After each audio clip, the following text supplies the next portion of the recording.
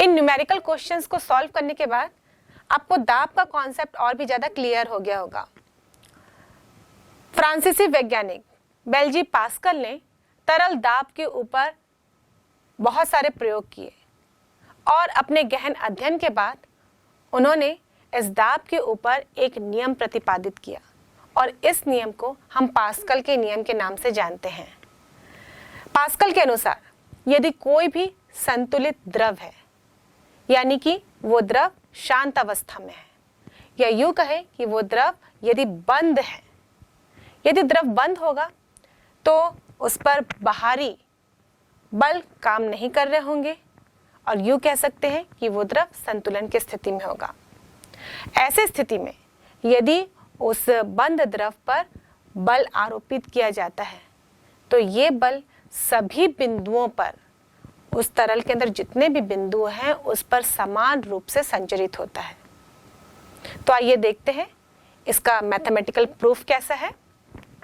इसके लिए हमने एक संतुलित द्रव लिया है और इस द्रव के अंदर हमने दो बिंदु कंसीडर किए हैं, x और y।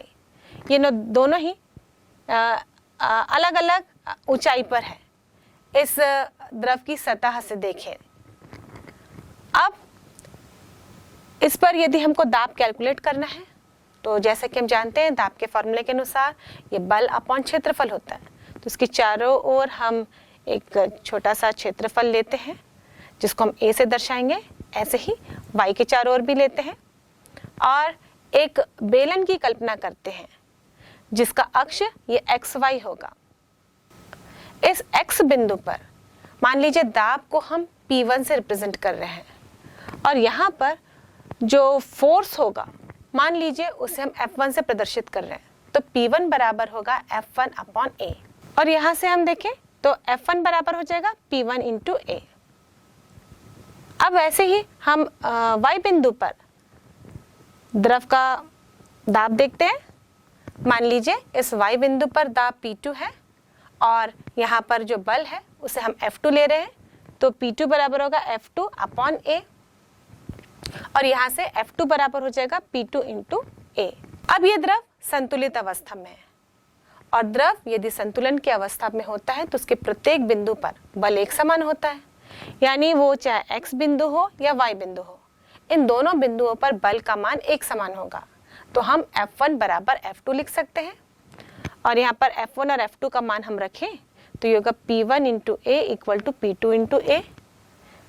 दोनों पक्षों से A और A कैंसिल हो जाएगा तो P1 बराबर P2 मिलेगा।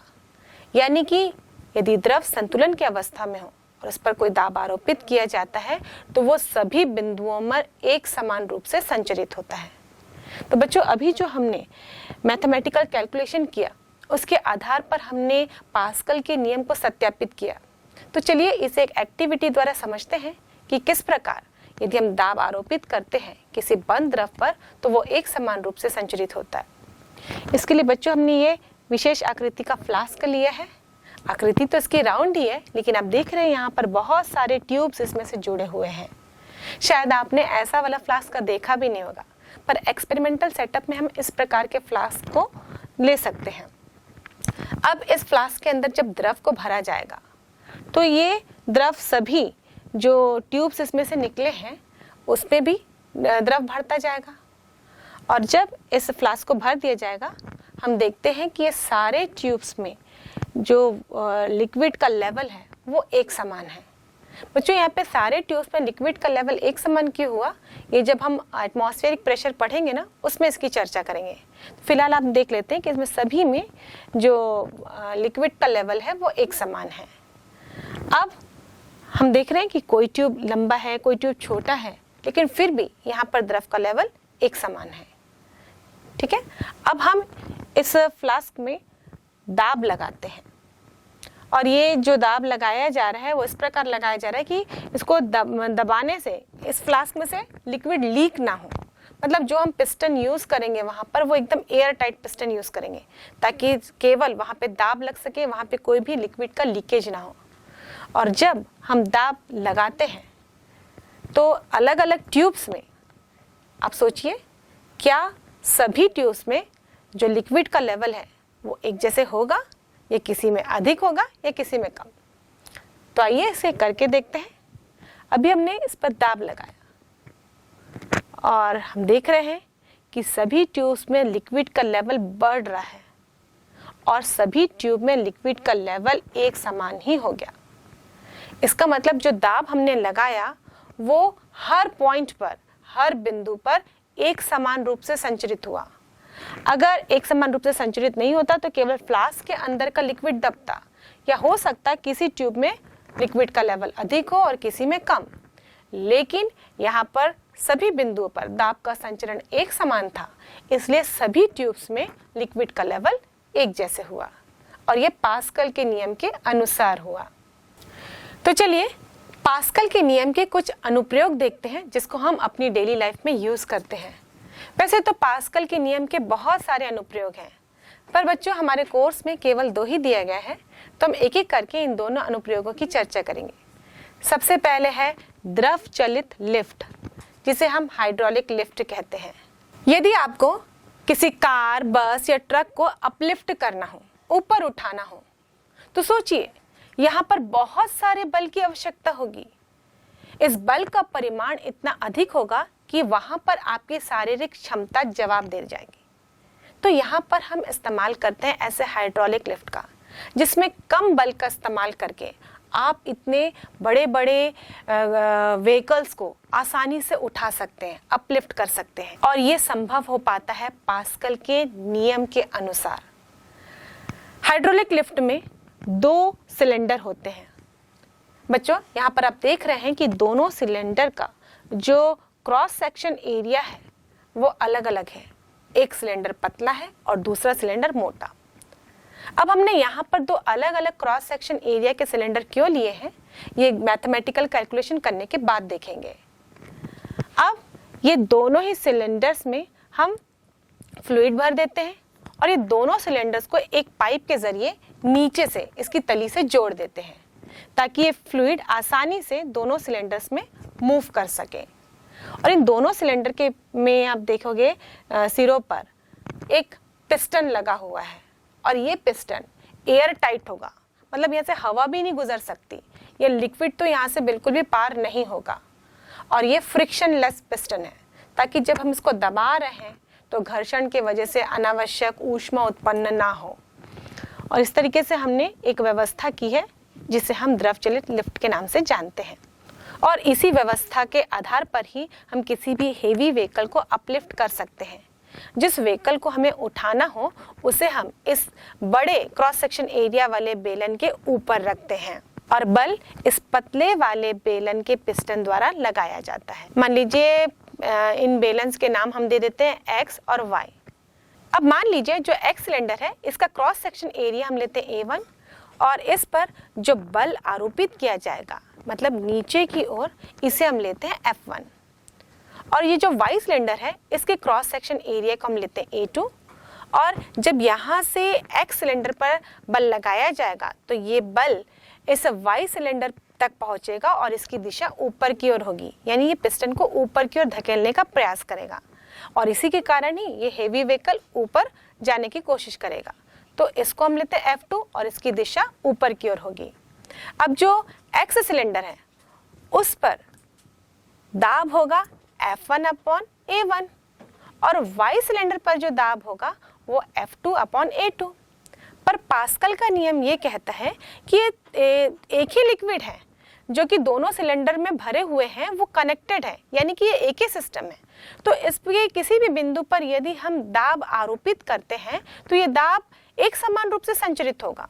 तो जो X सिलेंडर के पिस्टन पर हमने दाब आरोपित किया है वो Y सिलेंडर के पिस्टन पे आरोपित दाब के बराबर होगा।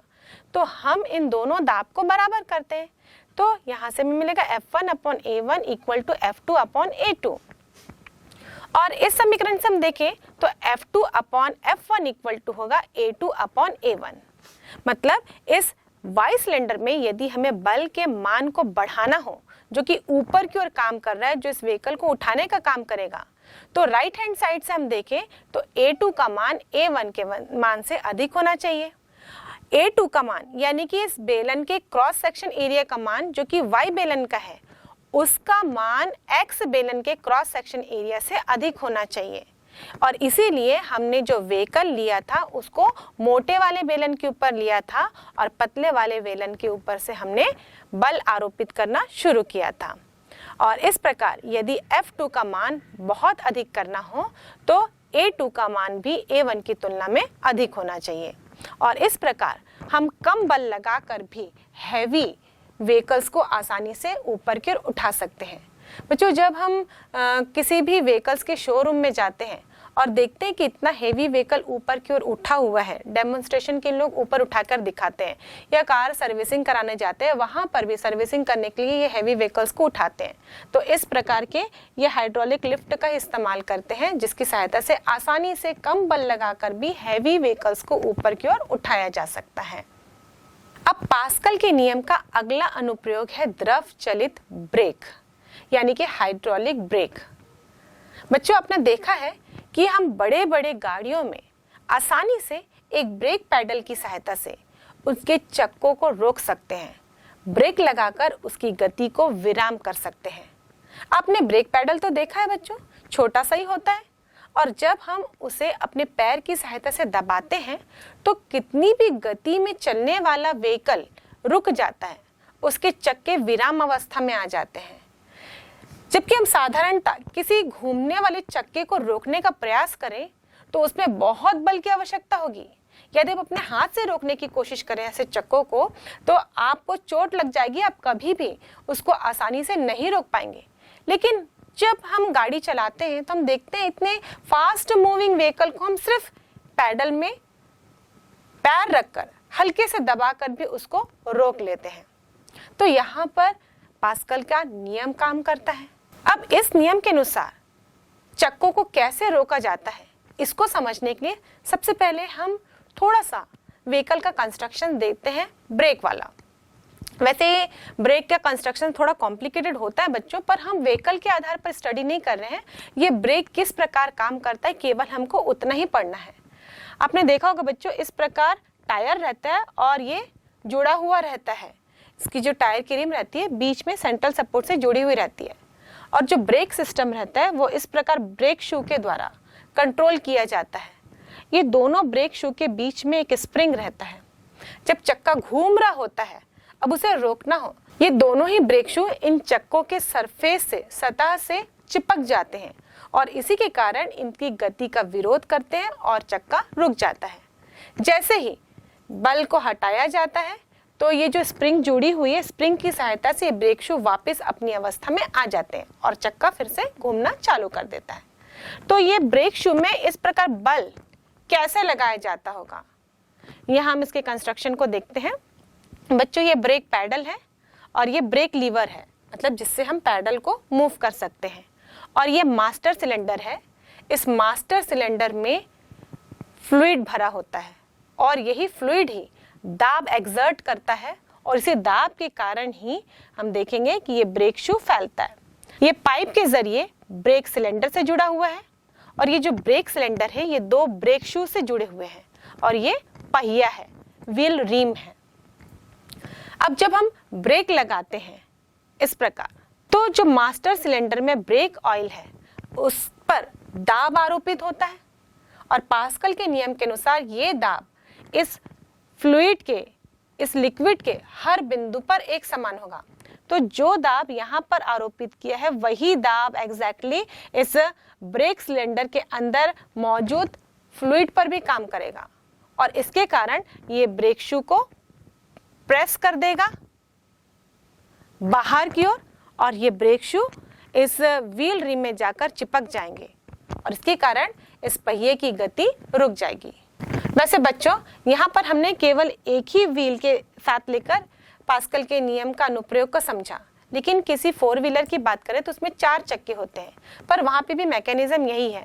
इस प्रकार पाइप के जरिए ही जो मास्टर सिलेंडर है उसका फ्लूइड बाकी चक्कों के ब्रेक शू से जुड़ा हुआ होता है और जब मास्टर सिलेंडर के फ्लूइड पर दाब आरोपित किया जाता है तो ये दाब चारों चक्कों में समान रूप से वितरित होता है और इसलिए हम देखते हैं कि वो चक्के आसानी से रुक जाते हैं और इस प्रकार हाइड्रोलिक ब्रेक्स काम करते हैं। बच्चों ये 4 व्हीलर की बात नहीं कर रहे हैं, जो बड़ी बड़ी मशीन्स होती हैं माइनिंग वगैरह में, जो बहुत ही हैवी होते हैं, वहाँ पर भी इसी प्रकार के हाइड्रोलिक ब्रेक का इस्तेमाल करके मशीन की गति को कंट्रोल किया जाता है। अब हम द्रव स्थैतिक विरोधाभास के बारे में जानते हैं, जिसे हम हाइड्रोस्टैटिक पैराडॉक्स कहते हैं।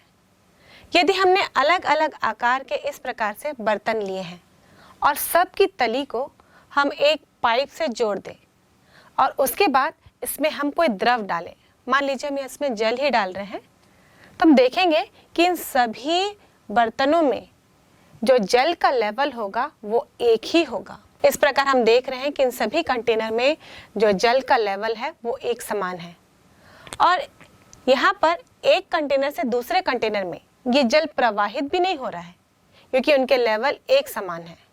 और ऐसा इसलिए होता है क्योंकि हमने देखा कि किसी भी द्रव में जो दाब होता है वो उसकी स्वतंत्र पृष्ठ से गहराई पर निर्भर करता है। तो यहाँ पे सभी की स्वतंत्र पृष्ठ एक ही हाइट पे है, तो यदि हम इसके तलों को देखें तो सभी पर समान दाब होगा और जब दाब में कोई अंतर नहीं होगा तो द्रव भी एक बर्तन से दूसरे बर्तन में प्रवाहित नहीं होंगे। तो इसका मतलब ये है कि किसी भी आकार आकृति का हम कंटेनर ले लें, लेकिन उनमें जो तल है द्रव का वो एक समान ही होगा। इसका मतलब जो दाब है वो आकृति आकार पर बर्तन के निर्भर नहीं करता और इसी को हम कहते हैं द्रव स्थैतिक विरोधाभास यानी हाइड्रोस्टैटिक पैराडॉक्स।